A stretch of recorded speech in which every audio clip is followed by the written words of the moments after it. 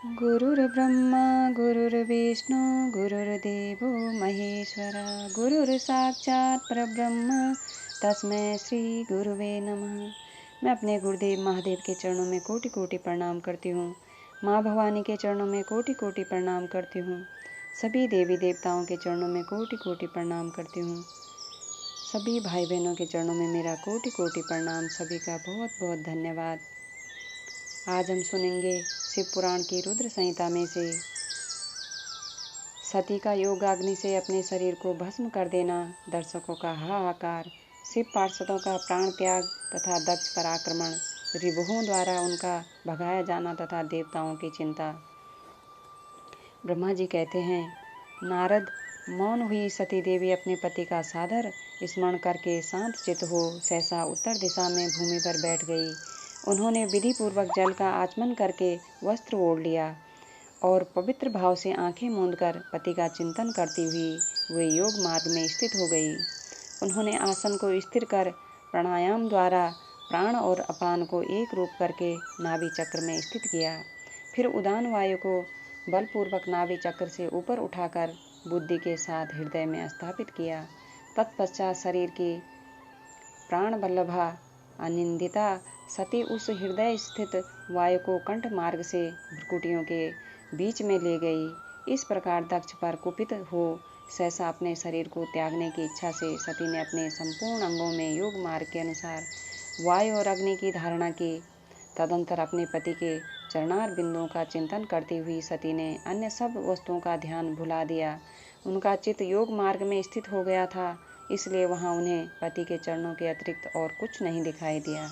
मुनि श्रेष्ठ सती का निष्पाप शरीर तत्काल गिरा और उनकी इच्छा के अनुसार योगाग्नि से जलकर उसी क्षण भस्म हो गया। उस समय वहां आए हुए देवता आदि ने जब यह घटना देखी तब वे बड़े जोर से हाहाकार करने लगे। उनका वह मान अद्भुत, विचित्र एवं भयंकर हाहाकार आकाश में और पृथ्वी तल पर सब ओर फैल गया।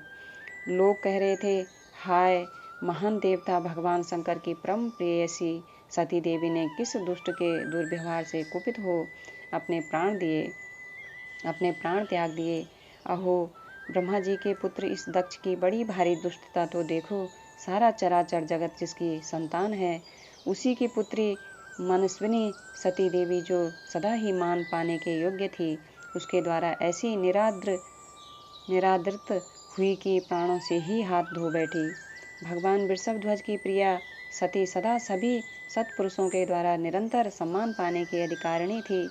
वास्तव में उसका हृदय बड़ा ही अहिष्णु है। वह प्रजापति दक्ष ब्राह्मण द्रोही है, इसलिए सारे संसार में उसे महान अपयश प्राप्त होगा। उसकी अपनी ही पुत्री उसी के अपराध से जब प्राण त्याग करने को उद्यत हो गई तब भी उस नरक भोगी शंकर द्रोही ने उसे रोका तक नहीं। जिस समय सब लोग ऐसा कह रहे थे उसी समय शिवजी के पार्षद सती का यह अद्भुत प्राण त्याग देख तुरंत ही क्रोध पूर्वक अस्त्र शस्त्र ले दक्ष को मारने के लिए उठ खड़े हुए। यज्ञ मंडप के द्वार पर खड़े हुए वे भगवान शंकर के समस्त 60,000 पार्षद जो बड़े भारी बलवान थे अत्यंत रोष से भर गए और हमें धिक्कार है ऐसा कहते हुए भगवान शंकर के गणों के वे सभी वीर यूथपति बारंबार उच्च स्वर से हाहाकार करने लगे।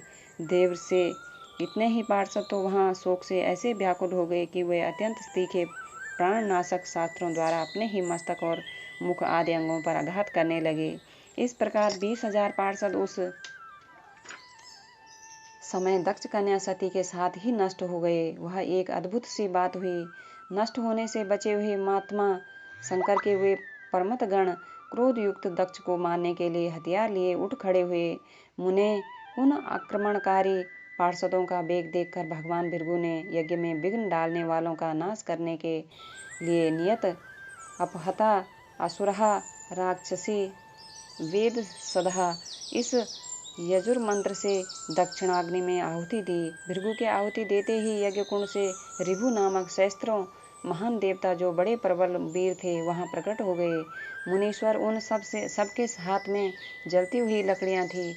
उनके साथ प्रमथ गणों का अत्यंत विकट युद्ध हुआ जो सुनने वालों के भी रोंगटे खड़े कर देने वाला था। उन ब्रह्म तेज से संपन्न महावीर रिभुओं की सब ओर से ऐसी मार पड़ी जिससे प्रमथगण बिना अधिक प्रयास के ही भाग खड़े हुए। इस प्रकार उन देवताओं ने उन शिव गणों को तुरंत मार भगाया। यह अद्भुत सी घटना भगवान शिव की महाशक्तिमती इच्छा से ही हुई। वह सब देखकर ऋषि इंद्रादि देवता, मरुदगण, विश्वदेव, अश्विनी कुमार और लोकपाल चुप ही रहे। कोई सब ओर से आकर वहां भगवान विष्णु से प्रार्थना करते थे कि किसी तरह विघ्न टल जाए। वे उदग्नि हो बारंबार विघ्न निवारण के लिए आपस में सलाह करने लगे। प्रमथ गणों के नाश होने और भगाए जाने से जो भावी परिणाम होने वाला था, उसका भली भांति विचार करके उत्तम बुद्धि वाले श्री विष्णु आदि देवता अत्यंत उद्विग्न हो उठे थे। मुने इस प्रकार दुरात्मा शंकर द्रोही ब्रह्मबंधु दक्ष के यज्ञ में उस समय बड़ा भारी विघ्न उपस्थित हो गया। नमः शिवाय, नमः शिवाय, नमः शिवाय। मैं अपने गुरुदेव महादेव के चरणों में कोटि कोटि प्रणाम करती हूँ। माँ भवानी के चरणों में कोटि कोटि प्रणाम करती हूँ। सभी गुरु भाई बहनों के चरणों में कोटि कोटि प्रणाम करती हूँ। सभी का बहुत बहुत धन्यवाद करती हूँ।